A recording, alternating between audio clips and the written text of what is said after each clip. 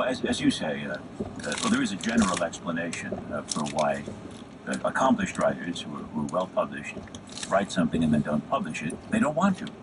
How does it feel then to, in effect, be saying, Mr. Hammett, you've been gone for half a century right now, and we're going to veto that decision you made about this story? Well, a lot of times I think that probably if Hammett knew of his notoriety and fame, that he would probably say, you know what, I think this was a pretty good work. I think I'd like you to publish it. And at least we had the approval of his family. So there's for example, there's a short story by F. Scott Fitzgerald that's never been published before, and it's known to be a very poor short story, and its publication has been suppressed for a very long time. That's understanding, but in this case, this was a very, very fine short story, and there are more questions at the end than answers, and as an editor, that's what you're looking for in a good piece of fiction. The story is called So I Shot Him. It was written by Dashiell Hammett, and it's being published in The Strand magazine for the first time. The editor of The Strand is Andrew Gould. Thank you very much for talking with us. Thank you, Robert.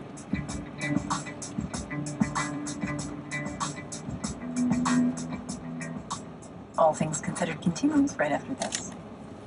From the University of Kansas, this is your place to find NPR News, Kansas Public Radio. You can listen online at kpr.ku.edu. Support for KPR comes from the Friends of Chamber Music, presenting the Académie für Alte Musik Berlin, playing selections of Baroque masterpieces March 11th, 8 p.m. at the Folly Theater. Information and tickets online at chambermusic.org.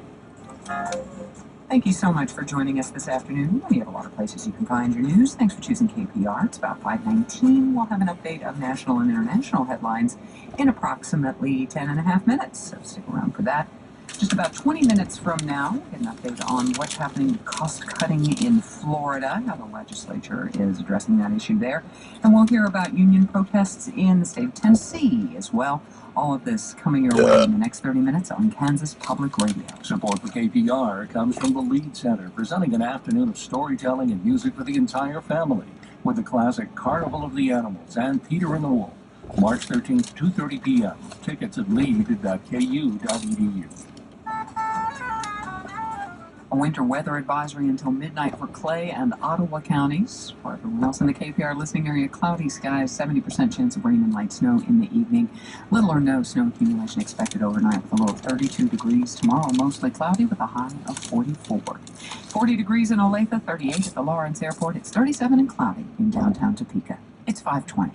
From NPR News, this is All Things Considered. I'm Melissa Block. And I'm Robert Siegel. Now, the last of our series of stories this week